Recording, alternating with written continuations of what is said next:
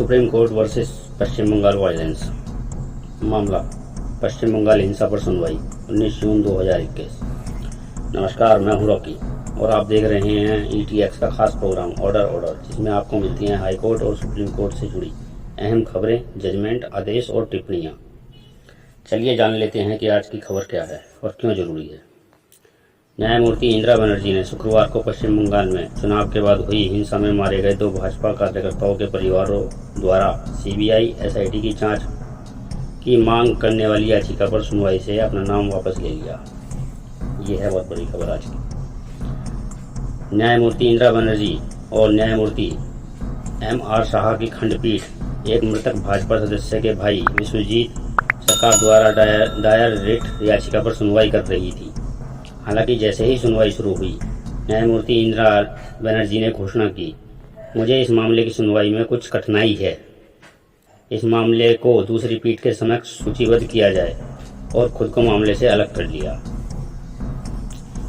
TFI की report के अनुसार न्यायमूर्ति इंदिरा बनर्जी के पद छोड़ने के बाद मामले को स्थगित कर दिया गया और रजिस्ट्री को आदेश दिया गया कि मामले को उस पीठ के समक्ष सूचीबद्ध करे जहां न्यायमूर्ति इंदिरा बनर्जी मौजूद नहीं हों। जबकि सॉलिसिटर जनरल तुषार मेहता ने मामले को आने वाले मंगलवार को सूचीबद्ध किए जाने का अनुरोध किया।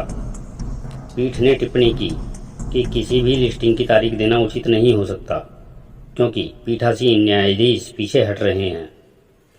एक बड़ी और अहम टिप्पणी है ये, और आपको भी इसे समझना जरूरी हो जाता है कि ऐसा क्यों हो रहा है। जब सुप्रीम कोर्ट के न्यायाधीश ने बिना किसी कारण का हवाला देते हुए खुद को बाहर कर दिया, क्या इंदिरा बनर्जी ने ममता के डर या फेवर के लिए बंगाल हिंसा मामले की सुनवाई से खुद को अलग किया है? ये सवाल उठते हैं। ये समझने से पहले चैनल को सब्सक्राइब कर लीजिए ताकि आपको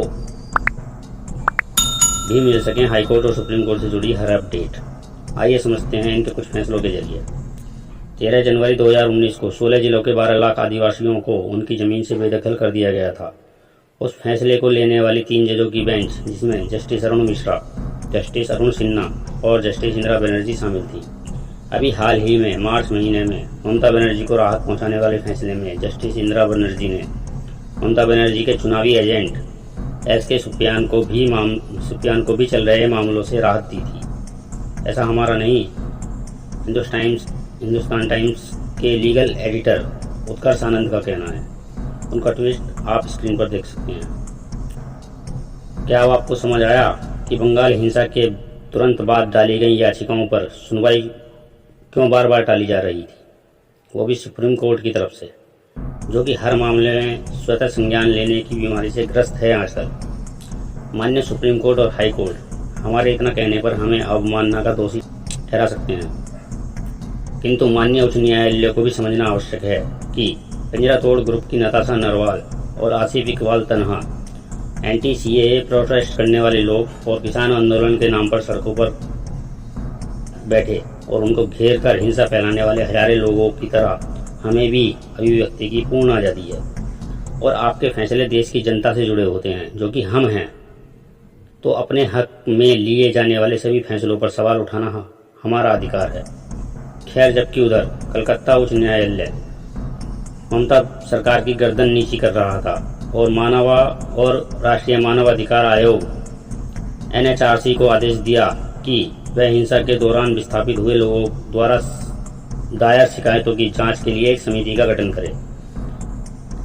SC ने कहा, ऐसे मामलों में जहां आरोप है कि राज्यों के निवासियों की जान और संपत्ति को कथित चुनाव के बाद हिंसा के कारण खतरा है, राज्य को अपने तरीके से आगे बढ़ने की अनुमति नहीं दी जा सकती है। शिकायतों पर तत्काल कार्रवाई की आवश्यकता है। राज्य में कानून व्यवस्था बनाए रखना और राज्य के निवासियों में विश्वास जगाना राज्य का कर्तव्य है। लाइव लॉ की एक रिपोर्ट के अनुसार कोर्ट ने आगे कहा, हालांकि राज्य द्वारा कार्रवाई की जानी चाहिए थी, लेकिन मामला कोर्ट में लंबित होने के बावजूद जाहिर तौर पर कोई ठोस कदम नहीं उठाया गया है। यह कहते हुए पीठ के समक्ष प्रस्तुत तथ्य अन्यथा इंगित कराते हैं। न्यायाधीशों ने टिप्पणी की कि TMC सरकार हर चीज से इनकार कर रही है। न्यायाधीशों ने कहा, राज्य शुरू से ही सब कुछ नकारता रहा है। लेकिन तथ्य जो याचिकाकर्ताओं द्वारा रिकॉर्ड में रखे गए हैं और जैसा कि पश्चिम बंगाल राज्य के सदस्य सचिव द्वारा दायर 3 जून 2021 की रिपोर्ट से थोड़ा स्पष्ट भी है। विधानसभा चुनाव परिणाम 2 मई को घोषित किया गया। एक बदले की भावना से प्रेरित ममता बनर्जी की पार्टी टीएमसी के गुंडों ने जो उनकी पार्टी के लिए वोट नहीं किए थे उन पर जबरदस्त हिंसा की गई है, जो कि अभी तक चालू है। हाल ही में मारे गए देवाशीष आचार्य, जिन्होंने 2015 में ममता के भतीजे अभिषेक बनर्जी को थप्पड़ मारा था, उसके बाद से अब तक दर्जनों भाजपा कार्यकर्ताओं की हत्या कर दी गई है। गौरतलब है कि ममता बनर्जी ने इस महीने की शुरुआत में 5 जून अपने भतीजे को पार्टी का अखिल भारतीय महासचिव नियुक्त किया था। इस प्रकार यह वास्तव में आश्चर्य है कि पार्टी के शीर्ष पद में से एक का पदभार ग्रहण करने के एक पखवाड़े के भीतर ही अभिषेक को थप्पड़ मारने वाला व्यक्ति मारा गया। यह महत्वपूर्ण है कि देश की अदालतें पश्चिम बंगाल में रची गई हिंसा को खत्म करने के लिए कदम उठाएं। ममता बनर्जी ने चुनावी रैलियों के दौरान संकेत दिया था कि वह सत्ता में आने और केंद्रीय बलों के वापस जाने के बाद सामूहिक हत्याएं कराएगी। ममता बनर्जी ने कहा था, मैं चुनाव के हर इंच की जानकारी रखती हूँ। चुनाव के बाद केंद्र सरकार द्वारा भेजे गए सुरक्षाकर्मी वापस, लेकिन अगर हमारी सरकार बनी तो भाजपा समर्थक हाथ जोड़कर गुहार लगाएंगे कि केंद्रीय सुरक्षा बलों को कुछ दिनों के लिए और तैनात किया जाए ताकि वे भाजपा समर्थकों को बचा सकें। केंद्रीय बलों के हटने के बाद हम आपसे मिलेंगे, ममता बनर्जी ने कहा था, और ये गंभीर चेतावनी और परिणाम भुगतने की धमकी भी दी थी। टीएमसी सुप्रीमो अपने आतंक के शासन के लिए बदनाम रही हैं, जहां राजनीतिक हत्याएं, लिंचिंग और बम विस्फोट नियमित मानदंड हैं।